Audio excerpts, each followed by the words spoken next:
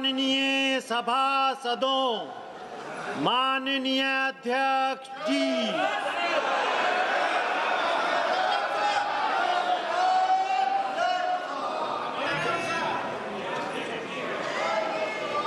Item number 1, माननीय वित्त मंत्री श्रीमती निर्मला सीतारमन जी।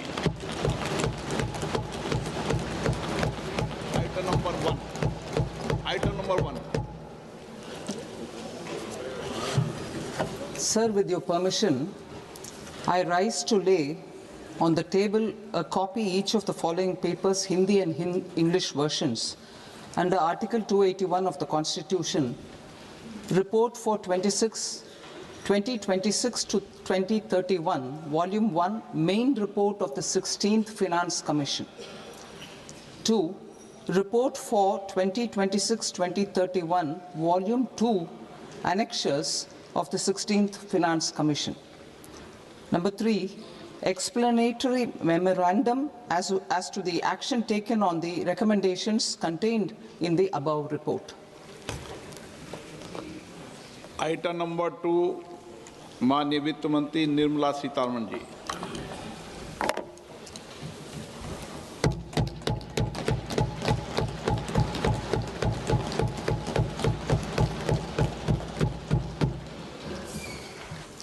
Honorable Speaker, sir, on the sacred occasion of Magh Purnima and the birth anniversary of Guru Ravidas, I present the budget for the year 2026-2027. Since we assumed office 12 years ago, India's economic trajectory has been marked by stability, fiscal discipline, sustained growth, and moderate inflation.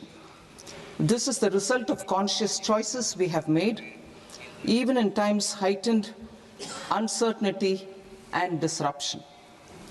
Our government, led by Honorable Prime Minister Modi, has decisively and consistently chosen action over ambivalence, reform over rhetoric, and people over populism.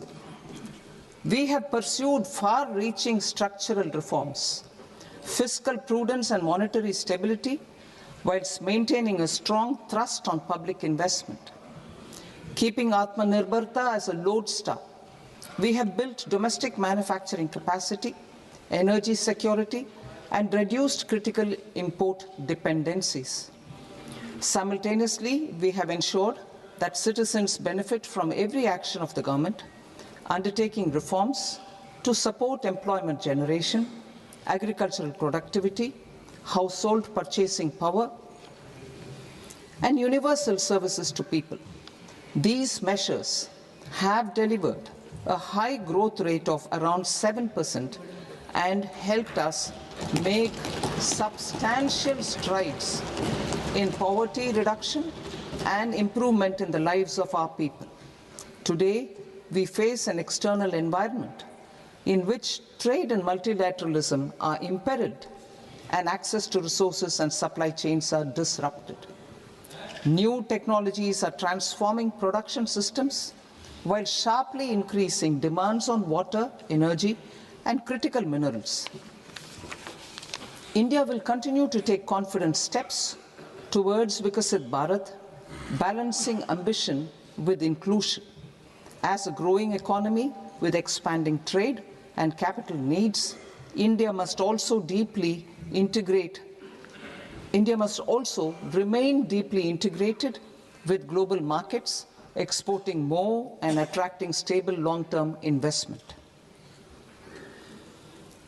As I begin Part A, I want to express my gratitude to the people for standing firmly with us as we forge our way together towards becoming one of the largest economies of the world.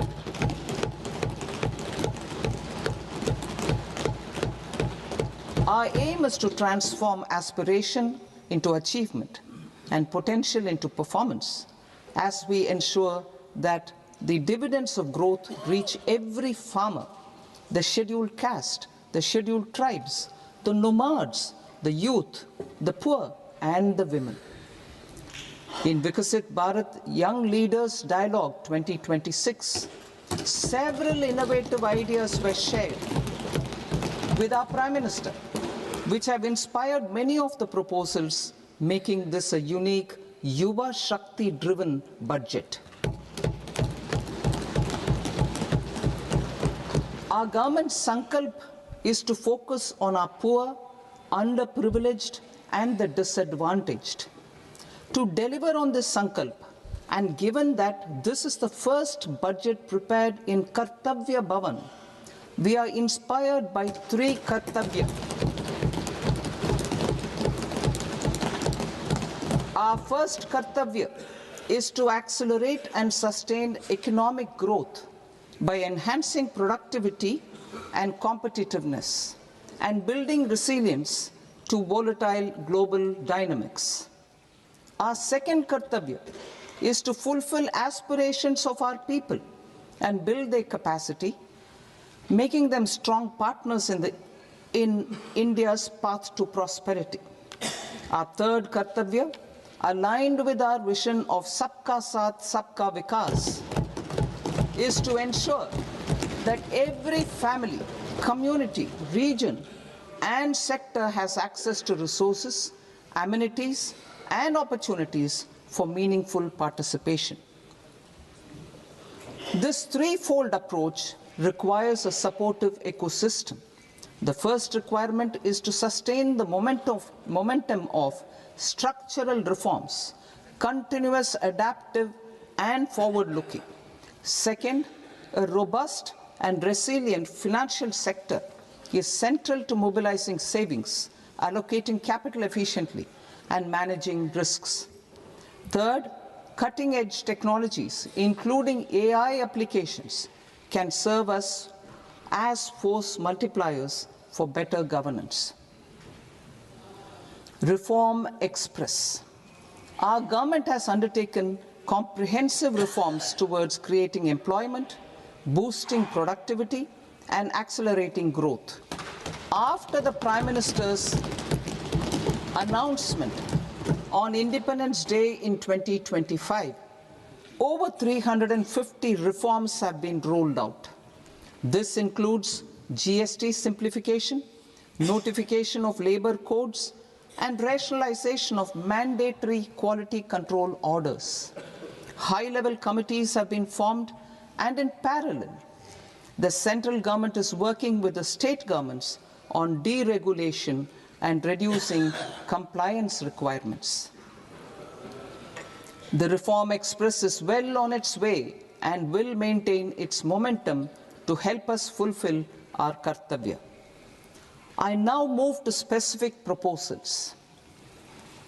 Under our first Kartavya, to accelerate and sustain economic growth, I propose interventions in 6 areas. 1. Scaling up manufacturing in 7 strategic and frontier sectors.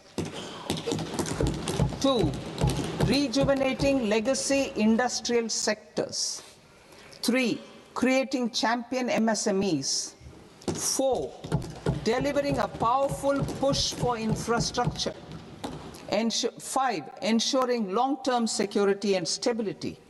And 6. Developing city economic regions.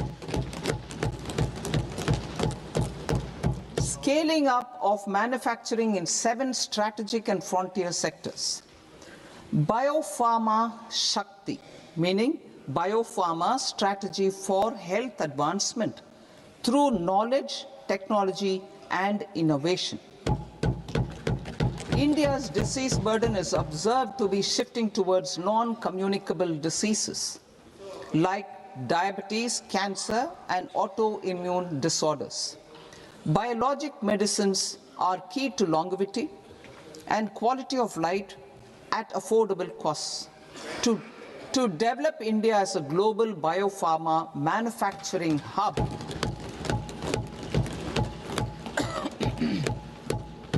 I propose the Biopharma Shakti with an outlay of 10,000 crores over the next 5 years. This will build the ecosystem for domestic production of biologics and biosimilars. The strategy will include a biopharma-focused network with 3 new national institutes of pharmaceutical education and research, popularly known as NIPERs, and upgrading 7 existing ones. It will also create a network of 1,000 accredited India clinical trials sites. We propose to strengthen the Central Drug Standard Control Organization to meet global standards and approve timeframes through and approval timeframes through a dedicated scientific review cadre and specialists. India's semiconductor mission 1.0 expanded India's semiconductor sector capabilities. Building on this, we will launch ISM 2.0 to produce equipment and materials, design full-stack Indian IP, and fortify supply chains. We will also focus on industry-led research and training centers to develop technology and skilled workforce.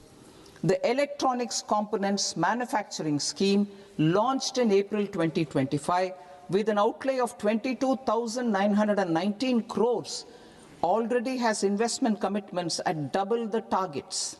We propose to increase the outlay to 40,000 crores to capitalize on this momentum.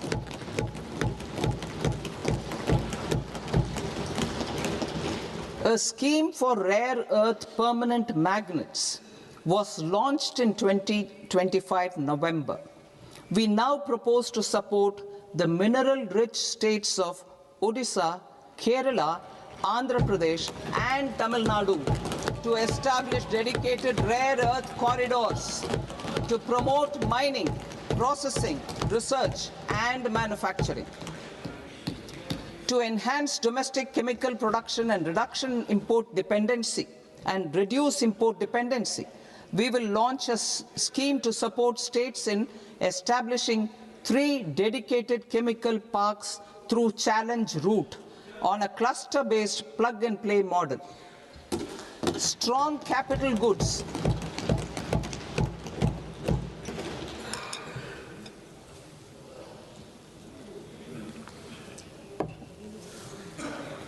Strong capital goods capability is a determinant of productivity and quality across different sectors. Towards building this capacity, I propose the following.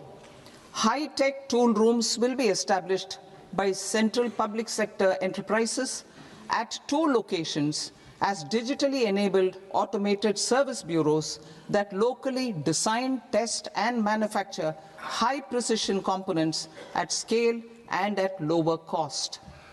2. A scheme for enhancement of construction and infrastructure equipments will be introduced to strengthen domestic manufacturing of high value and technologically advanced CIE. This can range from lifts in a multi-storied apartment or firefighting equipment in multiplexes, large or small, and to tunnel boring equipments for building metros and high-altitude roads. I also propose a scheme for container manufacturing to create a globally competitive container manufacturing ecosystem with a budgetary allocation of 10,000 crores over a 5-year period. For the labor-intensive textile sector, I propose an integrated program with 5 subparts. 1. The National Fiber Scheme for self-reliance in natural fibers, such as silk, wool, and jute, man-made fibers, and new-age fibers. Textile expansion and employment scheme to modernize traditional clusters with capital support for machinery, technology upgradation, and common testing and certification centers. 3. The National Handloom and Handicraft Program to integrate and strengthen existing schemes and ensure targeted support for weavers and artisans. Tex Eco Initiative to promote globally competitive and sustainable textiles and apparels. Samarth 2.0 to modernize the upgrade the textile skilling ecosystem through collaboration with industry and academic institutions. Further, I propose to set up mega textile parks in challenge mode. They can also focus on bringing value addition to technical textiles. I propose to launch the Mahatma Gandhi Gram Swaraj initiative to strengthen khadi, handloom, and handicrafts. This will help in global market linkage and branding. It will streamline and support training, skilling, quality of process, and production. This will benefit our weavers, village industries, one district, one product, ODOP initiative, and also our rural youth. India has the potential to emerge as a global hub for high quality, affordable sports goods. I propose a dedicated initiative for sports goods that will promote manufacturing, research, and innovation in equipment design as well as material sciences. Rejuvenation of legacy industrial clusters. I propose to introduce a scheme to revive 200 legacy industrial clusters to improve their cost competitiveness and efficiency through infrastructure and technology upgradation. Creating champion SMEs and supporting micro enterprises. Recognizing MSMEs as a vital engine of growth, I propose a three-pronged approach to help them grow as champions. Equity support. I propose to introduce a dedicated 10,000 crores SME growth fund to create future champions, incentivizing enterprises based on select criteria. I also propose to top up the Self-Reliant India Fund set up in 2021 with 2,000 crores to continue support to micro enterprises and maintain their access to risk capital. Liquidity support. With TREDS, more than 7 lakh crore has been made available to MSMEs. To leverage its full potential, I propose 4 measures. 1. Mandate TREDS as the transaction settlement platform for all purchases from MSMEs by CPSEs, serving as a benchmark for other corporates. 2. Introduce a credit guarantee support mechanism through CGT-MSE for invoice discounting on TREDS platform. 3. Link GEM with TREDS for sharing information with financiers about government purchases from MSMEs, encouraging cheaper and quicker financing. 4. Introduce TREDS receivables as asset-backed securities, helping develop a secondary market, enhancing liquidity and settlement of transactions. Professional support. Government will facilitate professional institutions such as the ICAI, ICSI, ICMAI to design short-term modular courses and practical tools to develop a cadre of corporate mitras, especially in Tier 2 and Tier 3 towns. These accredited para-professionals will help MSMEs meet compliance requirements at affordable costs. Infrastructure. During this past decade, our government has undertaken several initiatives for large-scale enhancement of public infrastructure, including through new financing instruments such as Infrastructure Investment Trust (InvITs) and Real Estate Investment Trust (REITs), and institutions like NIIF and NABFID. We shall continue to focus on developing infrastructure in cities with over 5 lakh population, that is tier 2, tier 3 cities, which have expanded to become growth centers. Public capital expenditure has increased manifold from 2 lakh crore in 2014-15 to an allocation of 11.2 lakh crore in BE 25-26. In this coming year, that is financial year 2026-27, I propose to increase it to 12.2 lakh crores to continue the momentum. To strengthen the confidence of private developers regarding risks during infrastructure development and construction phase, I propose to set up an infrastructure risk guarantee fund to provide prudentially calibrated partial credit guarantee to lenders. Over the years, rights have emerged as a successful instrument for asset monetization.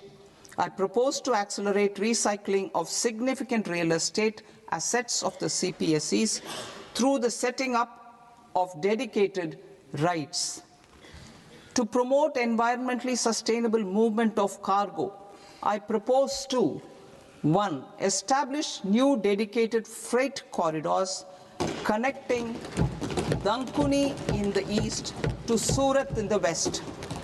Operationalize 20 new national waterways over the next 5 years, starting with National Waterways 5 in Orissa to connect mineral-rich areas of Talcher and Angul and industrial centers like Kalinga Nagar to the ports of Paradeep and Dhamra. Training institutes will be set up as regional centers of excellence for development of required manpower for these waterways. This will benefit youth in the entire stretch of the waterways to train and acquire skills. Further, a ship repair ecosystem catering to inland waterways will also be set up at Varanasi and Patna. And C, launch a coastal cargo promotion scheme for incentivizing a modal shift from rail to road to increase the share of inland waterways and coastal shipping from 6% to 12% by 2047. To enhance last mile and remote connectivity and promote tourism, I propose to give incentives to indigenize manufacturing of seaplanes. A seaplane VGF scheme will be also introduced to provide support for operations. Carbon capture, utilization and storage. Aligning with the roadmap launched in December 2025, the carbon capture, utilization and storage technologies at scale will achieve higher readiness and in end-use application across 5 industrial sectors, including power, steel, cement, refineries, and chemicals. An outlay of 20,000 crore is proposed over the next 5 years for this purpose. City economic regions. Cities are India's engines of growth, innovation, and opportunities. We shall now focus on tier 2, tier 3 cities, and even temple towns, which need modern infrastructure and basic amenities. This budget aims to further amplify the potential of cities to deliver the economic power of agglomerations by mapping city economic regions based on their specific growth drivers. An allocation of 5,000 crore per CER over 5 years is proposed for implementing their plans through a challenge mode with a reform-cum-result-based financing mechanism.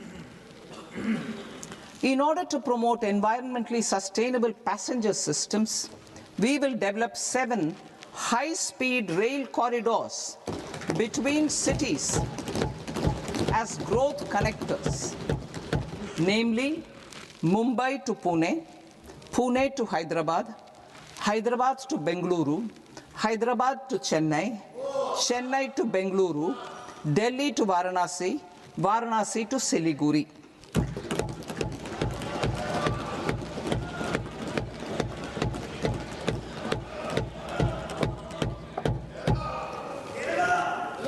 Financial sector.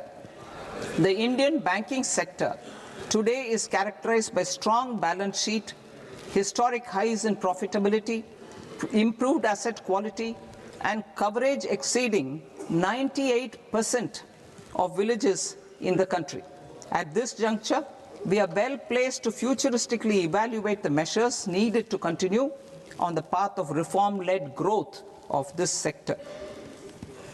I propose setting up a high-level committee on banking for Vikasit Bharat. High-level committee on banking for Vikasit Bharat to comprehensively review the sector and align it with India's next phase of growth, while safeguarding financial stability, inclusion, and consumer protection. The vision for NBFCs for Vikasit Bharat has been outlined with clear targets for credit disbursement and technology adoption in order to achieve scale and improve efficiency in the public sector NBFCs. As a first step, it is proposed to restructure the Power Finance Corporation and Rural Electrification Corporation. I propose a comprehensive review of the foreign exchange management non-debt instruments rules to create a more contemporary, user-friendly framework for foreign investments consistent with India's evolving economic priorities. Corporate bond market. I propose to introduce a market-making framework with suitable access to funds and derivatives on corporate bond indices. I also propose to introduce total return swaps on corporate bonds. Municipal bonds. To encourage the issuance of municipal bonds of higher value by larger cities, I propose an incentive of 100 crore rupees for a single bond issuance. 100 crore rupees for a single bond issuance of more than 1,000 crore. The current scheme under Amrit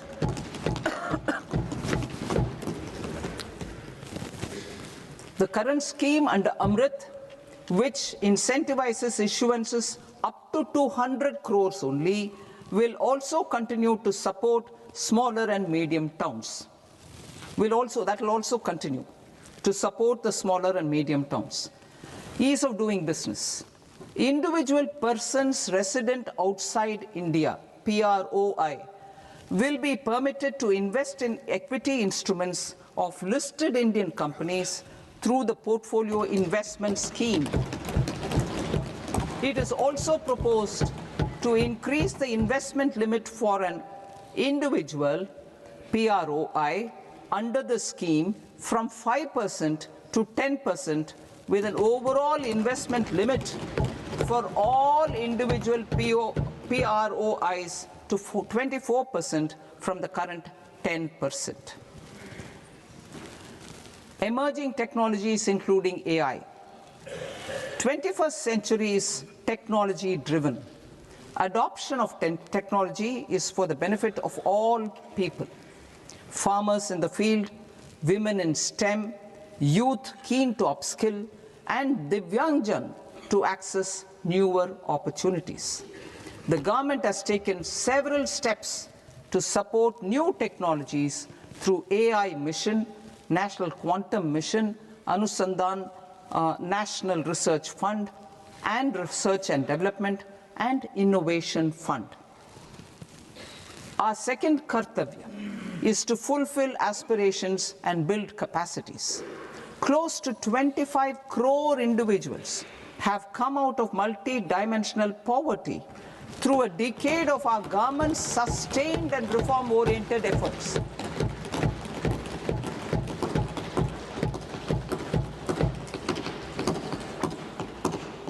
Our government has therefore decided to place a renewed emphasis on the service sector to provide a pathway to fulfilling aspirations of a youthful India with the following measures. I propose to set up a high-powered Education to Employment and Enterprises Standing Committee to recommend measures that focus on services sector as a core driver of Viksit Bharat. This will make us a global leader in services with a 10% global share by 2047. The committee will prioritize areas to optimize the potential for growth, employment, and exports. They will also assess the impact of emerging technologies, including AI, on jobs and skill requirements and propose measures thereof. To create a range of skilled career pathways, a new range of skilled career pathways for our youth, I propose interventions in the following sectors. Health. Existing institutions for allied health professionals will be upgraded and new AHP institutions established in private and government sectors. This will cover 10 selected disciplines, including optometry, radiology, anesthesia, OT technology, applied psychology, and behavioral health, and add 1 lakh AHPs over the next 5 years. A strong care system covering geriatric and allied care services will be built. A variety of NSQF-aligned programs will be developed to train multi-skilled caregivers, combining core care and allied skills such as wellness, yoga, and operation of medical assistive devices. In the coming year, 1.5 lakh caregivers will be trained.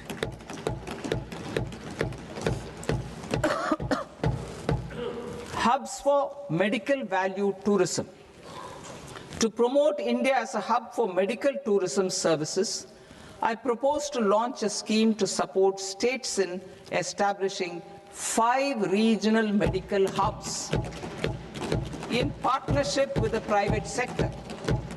These hubs will serve as integrated healthcare complexes that combine medical, educational, and research facilities. They will have Ayush centers, medical value tourism facilitation centers, and infrastructure for diagnostics, post-care, and rehabilitation.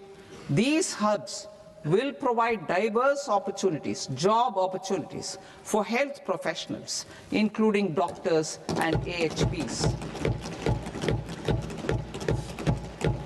Ancient Indian yoga, already respected in several parts of the world, was given a mass global recognition when Honorable Prime Minister took it to the UN. Post-COVID, Ayurveda gained a similar global acceptance and recognition. Exporting quality Ayurveda products helps farmers who grow the herbs and youth who process the products. To meet growing global demand, a few more steps are being taken. I propose to, 1, set up 3 new All India Institutes of Ayurveda. 2, upgrade Ayush pharmacies and drug testing labs for higher standards of certification ecosystem and make available more skilled personnel. 3, upgrade the WHO Global Traditional Medicine Center in Jamnagar to bolster evidence-based research, training, and awareness for traditional medicine. Animal husbandry. Livestock contributes to close to 16% of farm income, including of poor and marginal households. To to scale up availability of veterinary professionals by more than 20,000. I propose to roll out a loan-linked capital subsidy support scheme for establishment of veterinary and para-veterinary colleges, veterinary hospitals, diagnostic laboratories, and breeding facilities in private sector. Collaboration between Indian and foreign institutions will also be facilitated. Orange economy. India's animation, visual effects, gaming and comics sector, AVGC sector, is a growing industry projected to require 2 million professionals by 2030. I propose to support the Indian Institute of Creative Technologies, Mumbai, in setting up AVGC content creator labs in 15,000 secondary schools all over the country and 500 colleges. The Indian design industry is expanding rapidly, and yet there is a shortage of Indian designers. I propose to establish, through Challenge Route, a new National Institute of Design to boost design education and development in the eastern region of India. Education. Our government will support states through Challenge Route in creating 5 university townships in the vicinity of major industrial and logistics corridors. These planned academic zones will host multiple universities, colleges, and research institutions, skill centers, and residential complexes. In higher education, STEM institutions, prolonged hours of study and laboratory work pose some challenges for girl students. Through VGF, Viability Gap Funding and capital support, one girls' hostel will be established in every district.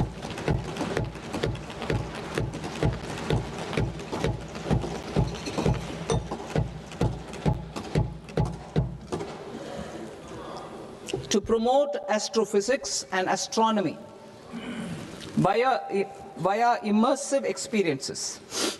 4 telescope infrastructure facilities will be set up or upgraded.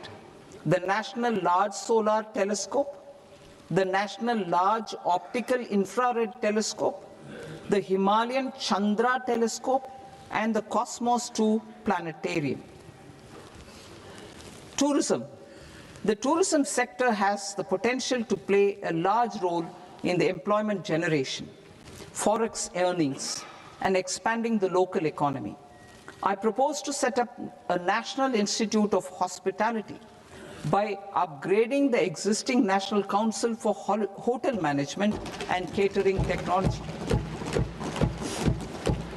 It will function as a bridge between academia, industry, and government. I also propose a pilot scheme for upskilling 10,000 guides in 20 iconic tourist sites through a standardized, high-quality, 12-week training course in hybrid mode in collaboration with the Indian Institute of Management. A national destination digital knowledge grid will be established to digitally document all places of significance, cultural, spiritual, and heritage. This initiative will create a new ecosystem of jobs for local researchers, historians, content creators, and technology partners. India has the potential and opportunity to offer world-class trekking and hiking experience. We will develop ecologically sustainable mountain trails in Himachal Pradesh, Uttarakhand, and Jammu Kashmir. Also in Araku Valley in the Eastern Ghats and Podigai Malai in the Western Ghats. Turtle trails along key nesting sites in the coastal areas of Odisha, Karnataka and Kerala. And 3, bird watching trails along the Pulikat Lake in Andhra Pradesh, Tamil Nadu. It's on the border. Under the visionary leadership of Honorable Prime Minister, we established the International Big Cat Alliance in 2024. This year, India is hosting the first ever Global Big Cat Summit, where heads of governments and ministers from 95 range countries will deliberate on collective strategies for conservation. Heritage and culture tourism. I propose to develop 15 archaeological sites, including Lothal, Dholavira, Rakhi Gadi, Adichanallur, Saranath, Hastinapur, and Leh Palace into vibrant experiential cultural destinations. Excavated landscapes will be open to the public through curated walkways. Immersive storytelling skills and technologies will be introduced to help conservation labs, interpretation centers, and guides. The sports sector provides multiple means of employment, skilling, and job opportunities. Taking forward the systematic nurturing of sports talent, which is set in motion through the Khelo India program earlier, I propose to launch a Khelo India mission to transform the sports sector over the next decade. The mission will facilitate an integrated talent development pathway supported by training centers, which are foundational, intermediate, and elite levels. B, systematic development of coaches and support staff. C, integration of sports science and technology. D, competitions and leagues to promote sports culture and provide platforms. And E, development of sports infrastructure for training and competition. Our third Kartavya aligns with our vision of Sabka Saath, Sabka Vikas towards Vikasit Bharat.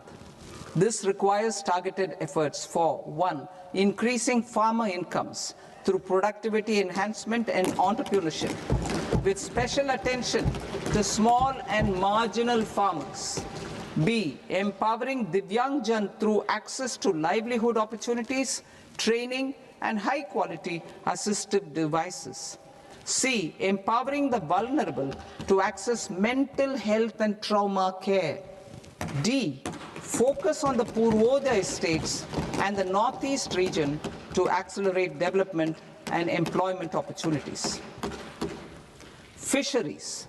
We will undertake initiatives for integrated development of 500 reservoirs and Amrit Sarovars. 2, strengthen the fisheries value chain in coastal areas and enable market linkages involving startups and women-led groups together with fish farmer producer organizations. Animal husbandry. To provide quality employment opportunities in rural and peri-urban areas, we will support the animal husbandry sector in entrepreneurship development through A, credit-linked subsidy program, B, scaling up and modernization of livestock enterprises, C, enhanced creation of livestock, dairy, and poultry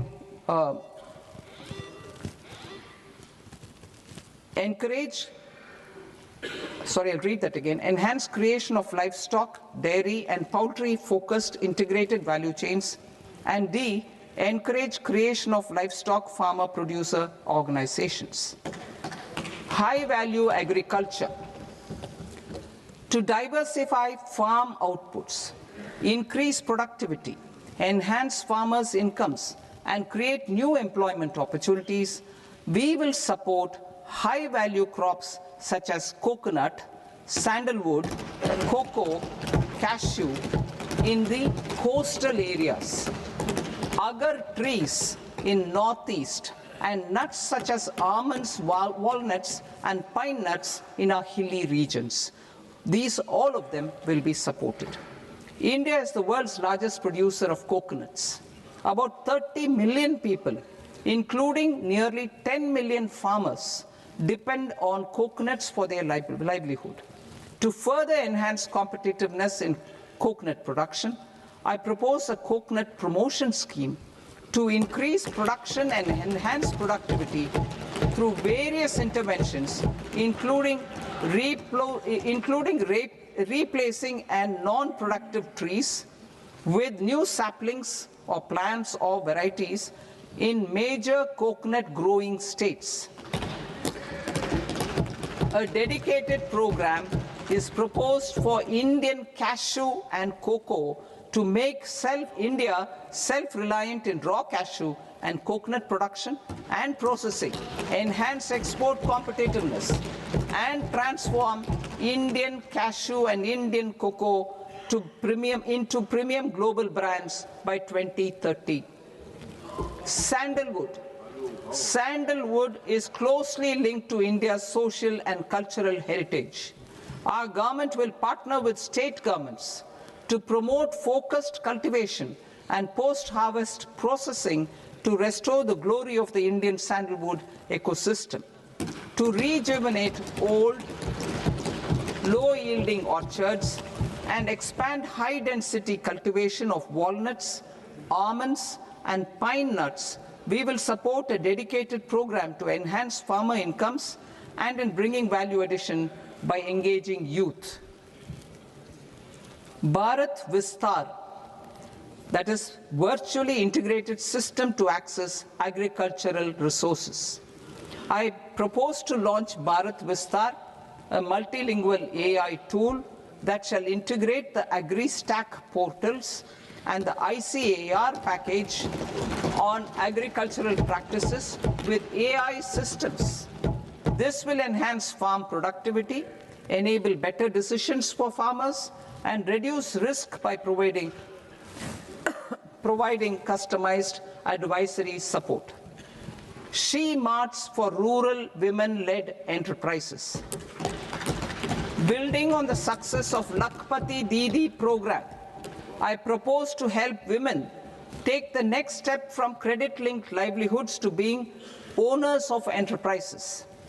Self-help entrepreneur, She Marts will be set up as community-owned retail outlets within the cluster-level federations through enhanced and innovative financing instruments.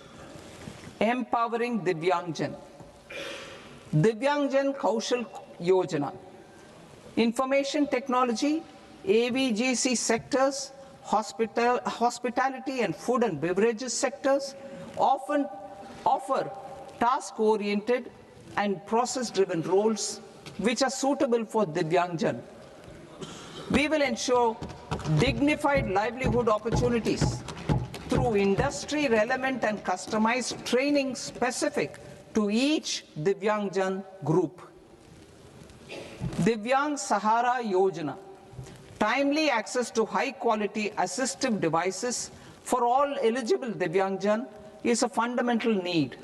I propose to 1. Support the Artificial Limbs Manufacturing Corporation of India, ALIMCO, to set up and to scale up production of assistive devices, invest in R&D and AI integration, strengthen PM Divyasha Kendras, and support setting up of assistive technology marts as modern retail style centers where Divyangjan and senior citizens can see, try, and purchase assistive products.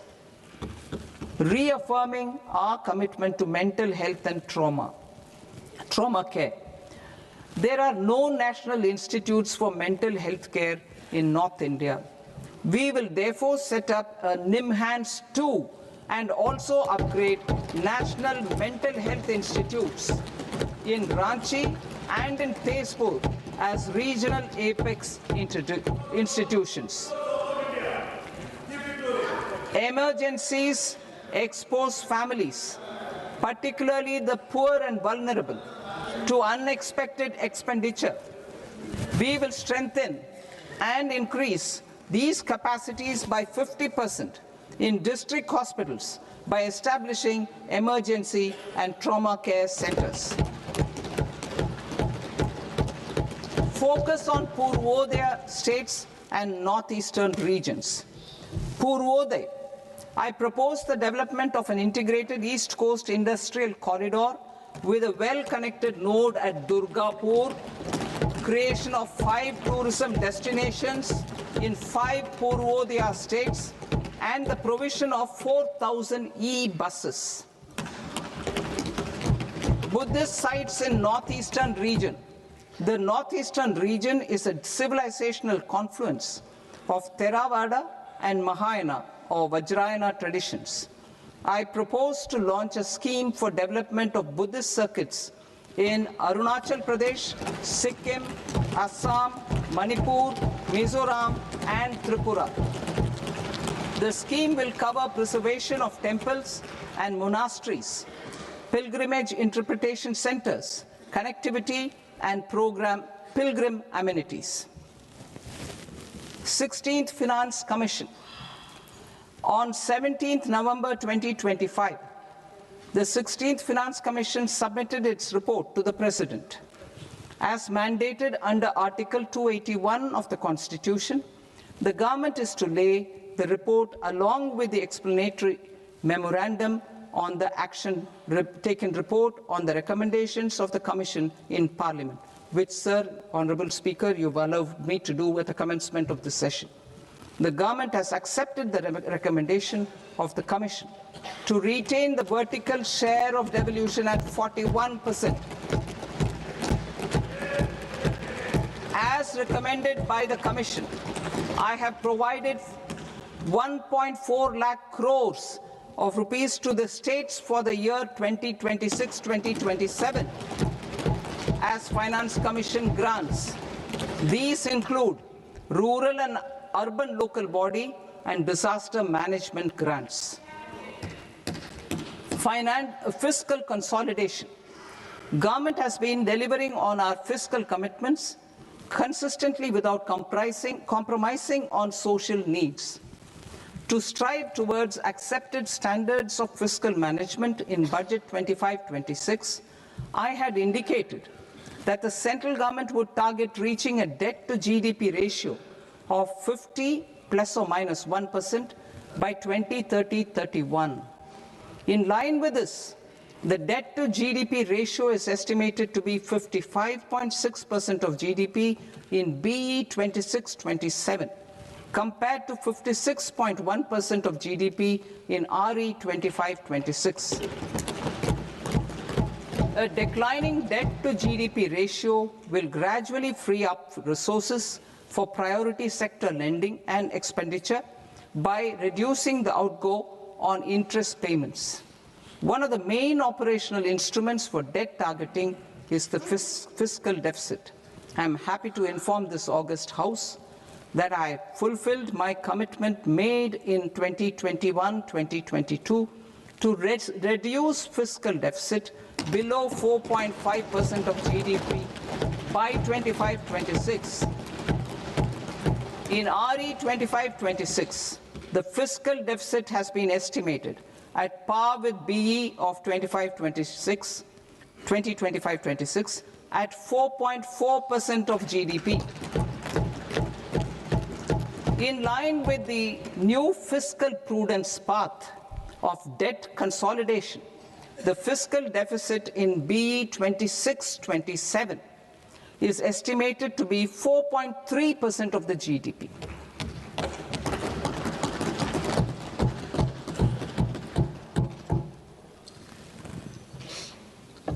The revised estimates of the non-debt receipts are 34 lakh crore rupees, of which the centre's net tax receipts are 26.7 lakh crore. The revised estimate of the total expenditure is 49.6 lakh crore rupees, of which the capital expenditure is about 11 lakh crores. Budget estimates 2026 to 2027. Coming to 26-27, the non-debt receipts and the total expenditure are estimated as 36.5 lakh crore and 53.5 lakh crore respectively. The centre's net tax receipts are estimated at 28.7 lakh crore rupees. To finance the fiscal deficit, the net market borrowings from dated securities are estimated at 11.7 lakh crore rupees. The balance financing is expected to come from small savings and other sources. The gross market borrowings are estimated at 17.2 lakh crore rupees. I'll now move to Part B. Part B, direct taxes.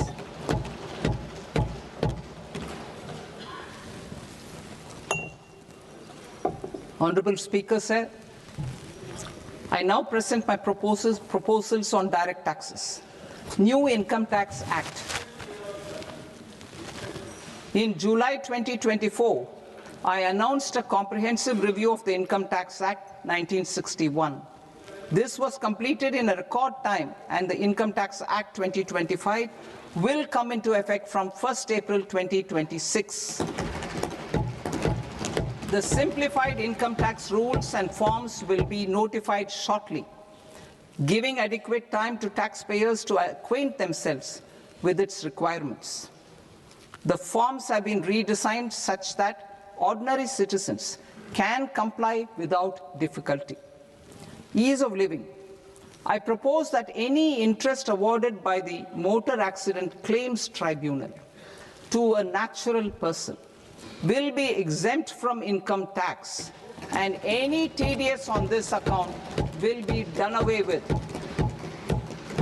I propose to reduce TCS rate on the sale of overseas tour program package from the current 5% and 20% to 2% without any stipulation of amount.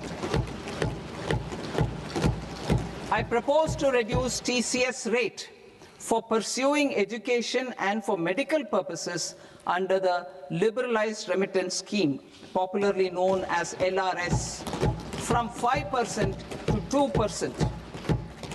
Supply of manpower services is proposed to be specifically brought within the ambit of payment to contractors for the purpose of TDS to avoid ambiguity. Thus, TDS on these services will be at the rate of either 1% or 2% only. I propose a scheme for small taxpayers, wherein a rule-based automated process will enable obtaining a lower or nil deduction certificate instead of filing an application with the assessing officer. For the ease of taxpayer holding securities in multiple companies, I propose to enable depositories to accept Form 15G or Form 15H from the investor and provide it directly to various relevant companies.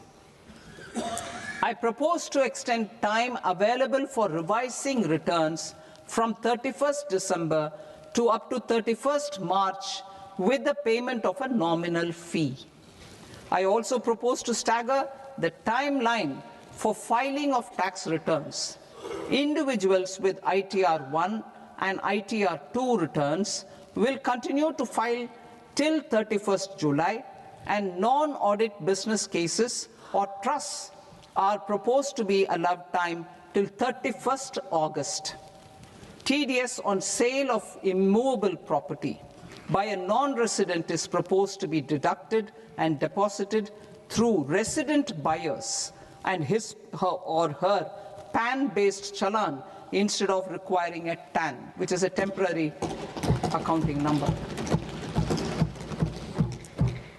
To address practical issues of small taxpayers like students, young professionals, tech employees, relocated NRIs, and such others, I propose to introduce a one-time 6-month foreign asset disclosure scheme for these taxpayers to disclose income or assets below a certain size. This scheme would be applicable for two categories of taxpayers, namely A, who did not disclose their overseas income or assets, and B, who disclosed their overseas income and or paid due tax but could not declare the asset acquired. For category A, the limit of undisclosed income or asset is proposed to be up to 1 crore rupees. They need to pay 30% of fair market value of asset or 30% of undisclosed income as tax and 30% as additional income tax in lieu of penalty, and would thereby get immunity from prosecution. For category B, asset value is proposed to be up to 5 crore rupees. Here, immunity from both penalty and prosecution will be available with a payment of fee of 1 lakh rupees. Rationalizing penalty and prosecution. Multiplicity of proceedings are hindrance to the ease of doing business. I propose to integrate assessment and penalty proceedings by way of a common order for both. There will be no interest liability on the taxpayer on the penalty amount for the period of appeal before the first appellate authority, irrespective of the outcome of appeal process. Further, quantum of prepayment is being reduced from 20% to 10% and will continue to be calculated only on core tax demand. As an additional measure for reducing litigation, I propose to allow taxpayers to update their returns even after reassessment proceedings have been initiated, and an additional 10% tax rate over and above the rate applicable for the relevant year. The assessing officer will then use only this updated return in his proceedings. There is already a framework for immunity from penalty and prosecution in the cases of underreporting. I propose to apply this framework for immunity to misreporting too. However, in such a case, the taxpayer will need to pay 100% of the tax amount as an additional income tax over and above the tax and interest due. Penalties for certain technical defaults, such as failure to get accounts audited, non-furnishing of transfer pricing audit report, and default in furnishing statement for financial transactions, are proposed to be converted into fee.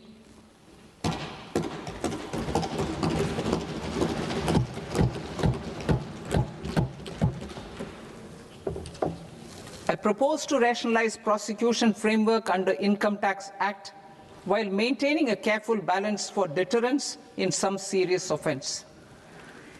Non-production of books of account and documents and requirement of tedious payment where payment is made in kind are being decriminalized. Further, minor offences will attract fine only. The remaining prosecutions will be graded commensurate with the quantum of offence. They will entail only simple imprisonment with maximum imprisonment reduced to 2 years and power to courts to convert even those into fines. There is no penalty. There is no penalty presently for non-disclosure of non-immovable foreign assets with aggregate value less than 20 lakh rupees. I propose to also provide them with immunity from prosecution with retrospective effect from 1/10/2024.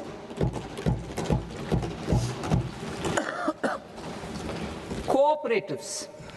Deduction is already allowed to a primary cooperative society engaged in supplying milk, oilseeds, fruits or vegetables raised or grown by its members. I propose to extend this deduction to also include supply of cattle feed and cotton seed produced by its members. I propose to allow inter-cooperative society dividend income as deduction under the new tax regime to the extent it is further distributed to its members. I further propose to allow exemption for a period of 3 years to dividend income received by a notified national cooperative federation on their investments made in companies up to 31/1/2026. This exemption would be allowed only for dividends further distributed to its member cooperatives. Supporting IT sector as India's growth engine. India is a global leader in software development services, IT-enabled services, knowledge process outsourcing services, and contract R&D services relating to software development. These businesses and their segments are quite interconnected with each other. All these services are proposed to be clubbed under a single category of information technology services with a common safe harbor margin of 15.5% applicable to all. The threshold for availing safe harbor for IT services is being enhanced substantially from 300 crore rupees to 2,000 crore rupees. Safe harbor for IT services shall be approved by an automated rule-driven process without any need for tax officer to examine and accept the application. Once applied by an IT services company, the same safe harbor can be continued for a period of 5 years at a stretch at its choice. For IT services companies who want to conclude advanced pricing agreement, APA, I propose to fast-track unilateral APA process for IT services and endeavor to conclude it within a period of 2 years. The period of 2 years can be extended by a further period of 6 months on taxpayers' request. I propose to extend the facility of modified returns available to the entity entering APA to its associated entities also. Attracting global business and investment. Recognizing the need to enable critical infrastructure and boost investment in data centers, I propose to provide tax holiday till 2047 to any foreign company that provides cloud services to customers globally by using data center services from India. It will, however, need to provide services to Indian customers through an Indian reseller entity. I also propose to provide a safe harbor of 15% on cost in case the company providing data center services from India is a related entity. To harness the efficiency of just-in-time logistics for electronic manufacturing, I propose to provide safe harbor to non-residents for component warehousing in a bonded warehouse at a profit margin of 2% of the invoice value. The resultant tax of about 0.7% will be much lower than in competing jurisdictions. To provide fillip to toll manufacturing in India, I propose to provide exemption from income tax for 5 years to any non-resident who provides capital goods, equipment, or tooling to any toll manufacturer in a bonded zone. To encourage vast pool of global talent to work in India for a longer period of time, I propose to provide exemption to global, non-India sourced income of a non-resident expert for a stay period of 5 years under notified schemes. I propose to provide exemption from minimum alternate tax, the MAT, to all non-residents who pay tax on presumptive basis. Tax administration. I propose to constitute a joint committee of Ministry of Corporate Affairs and Central Board of Direct Taxes for incorporating the requirements of income computation and disclosure standards, the ICDS, in the Indian Accounting Standards Ind AS itself. Separate accounting requirement based on ICDS will be done away with from the tax year 27-28. To support Prime Minister Modi's vision of homegrown accounting and advisory firms, to become global leaders, I propose to rationalize the definition of accountant for the purposes of safe harbor rules. Other tax proposals. Change in taxation of buyback was brought in to address the improper use of buyback route by promoters. In the interest of minority shareholders, I propose to tax buyback for all types of shareholders as capital gains. However, to disincentivize misuse of tax arbitrage, promoters will pay an additional buyback tax. This will make effective tax 22% for corporate promoters. For non-corporate promoters, the effective tax will be 30%. TCS rate for sellers of specific goods, namely alcoholic liquor, scrap, and minerals, will be rationalized to 2%, and that on tendu leaves will be reduced from 5% to 2%.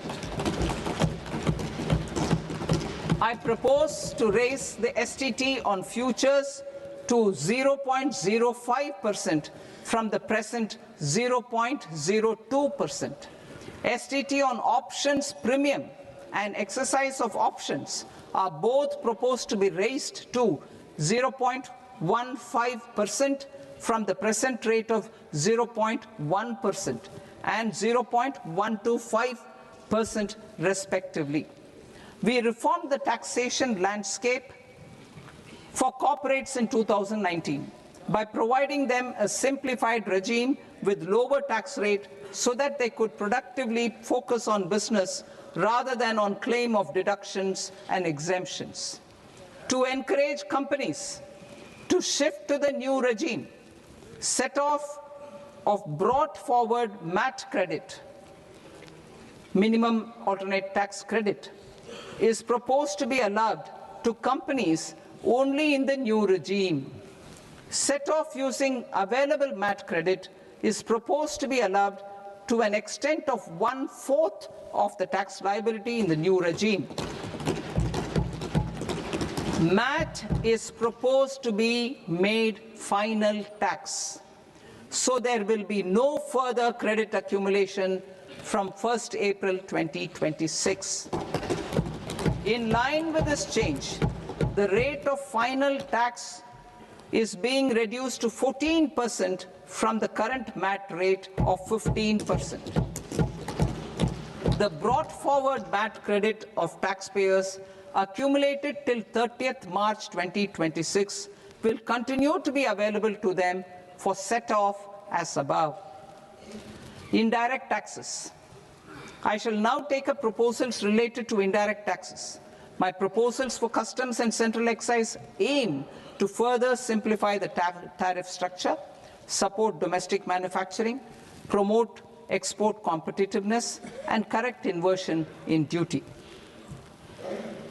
To continue weeding out long-continuing customs duty exemptions, I propose to remove certain exemptions on items which are being manufactured in India or where the imports are negligible.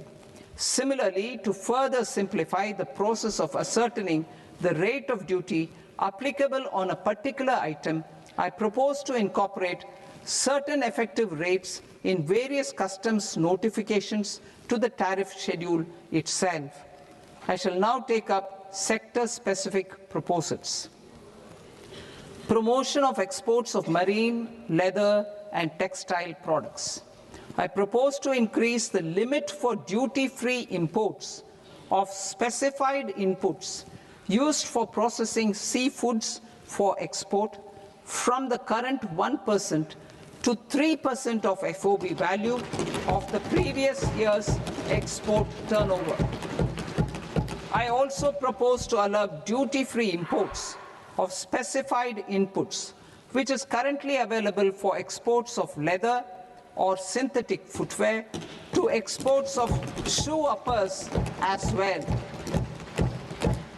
I propose to extend the time period for export of final product from the existing 6 months to 1 year for exporters of leather or textile garments, leather or synthetic footwear, and other leather products. Energy transition and security. I propose to extend the basic customs duty exemption given to capital goods used for manufacturing lithium-ion cells for batteries to those used for manufacturing lithium-ion cells for battery energy storage systems also. I propose to exempt basic customs duty on import of sodium antimonate for use in manufacture of solar glass. Nuclear power. I propose to extend the existing basic customs duty exemption on imports of goods required for nuclear power projects till the year 2035 and expand it for all nuclear plants irrespective of their capacity. Critical minerals. It is proposed to provide basic customs duty exemption to the import of capital goods required for the processing of critical minerals in India. Biogas blended CNG. I propose to exclude the entire value of biogas while calculating the central excise duty payable on biogas blended CNG.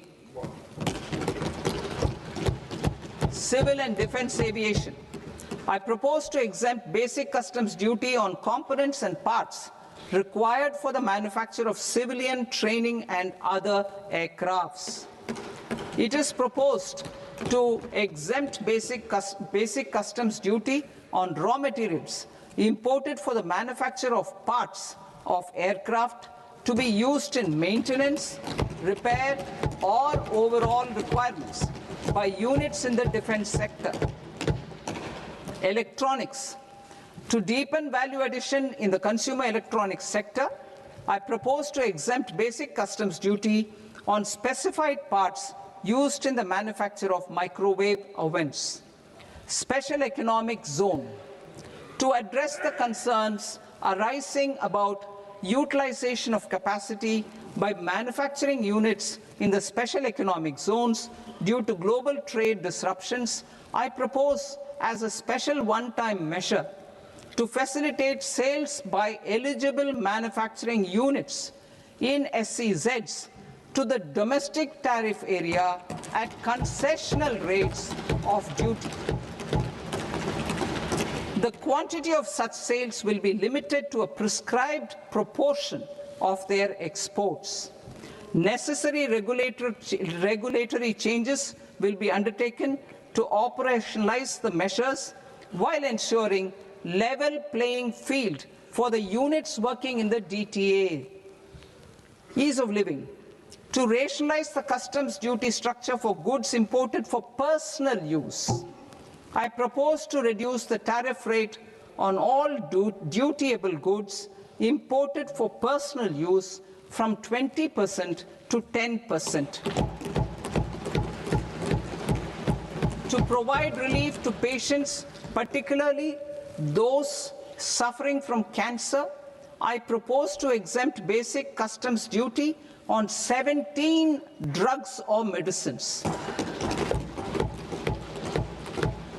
I propose also to add 7 more rare diseases for the purposes of exempting import duties on personal imports of drugs, medicines, and food for special medical purposes used in their treatment. Customs process. India's role and share in the global trade is poised for a major leap in line with our ambition and journey towards Viksit Bharat. In this regard, I propose many measures for custom processes to have minimal intervention for smoother and faster movement of goods and greater certainty to the trade. Trust-based systems. I propose to enhance duty deferral period for Tier 2 and Tier 3 authorized economic operators, known as AEOs, from 15 days to 30 days. I propose to provide eligible manufacturer importers the same duty deferral facility. This should encourage them to get themselves accredited as a full-fledged Tier 3 AEO in due course. To provide greater certainty and for better business planning, I propose to extend validity period of advance ruling binding on customs from the present 3 years to 5 years. In the spirit of the whole of government approach,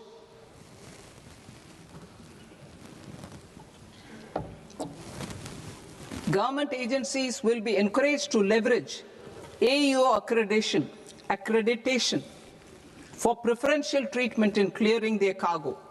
Regular importers with trusted, long-standing supply chains will be recognized in the risk system so that the need for verification of their cargo every time can be minimized. Export cargo using electronic sealing. Export cargo using electronic sealing will be provided through clearance from the factory premises to the ship. For import of goods not needing any compliance, filing of bill of entry by a trusted importer and arrival of goods will automatically notify customs for completing their clearance formalities. This will enable goods to be released immediately on arrival. The customs warehouse framework will be transformed into a warehouse operator-centric system with a self-declarations, electronic tracking, and risk-based audit. These reforms will move away from the current system of officer-dependent approvals and reduce transaction delays and compliance costs. Ease of doing business. Approvals required for cargo clearance from various government agencies will be seamlessly processed through a single and interconnected digital window by the end of the financial year. Processes involved in clearance of food, drugs, plant, and animal and wildlife products, accounting for about 70% of interdicted cargo, will be operationalized on this system by April 2026 itself. For goods not having any compliance requirement, clearance will be done by customs immediately after online registration is completed by the importer, subject to the payment of duty. Customs integrated system will be rolled out in 2 years as a single integrated and scalable platform for all customs processes. Utilization of non-intrusive scanning with advanced imaging and AI technology for risk assessment will be expanded in a phased manner with the objective to scan every container across all the major ports.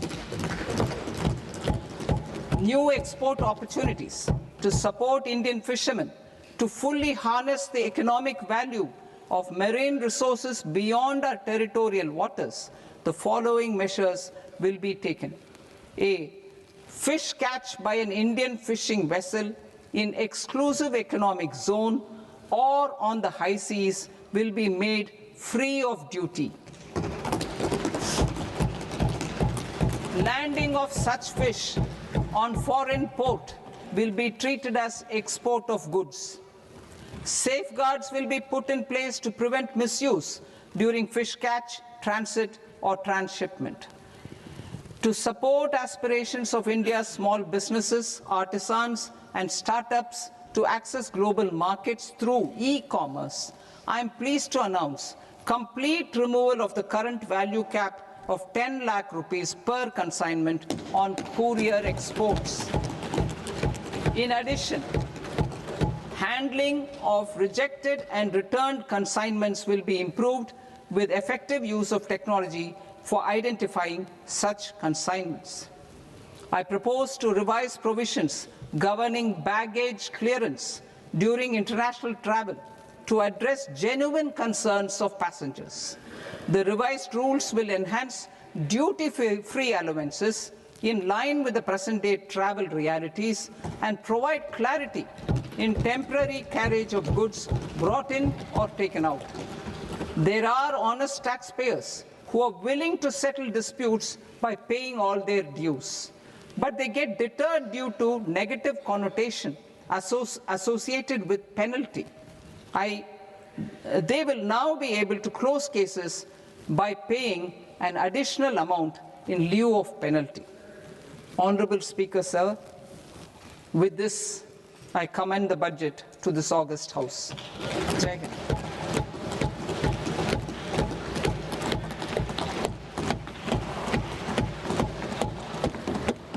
One and a half hours. Item number 3 माननीय वित्त मंत्री जी।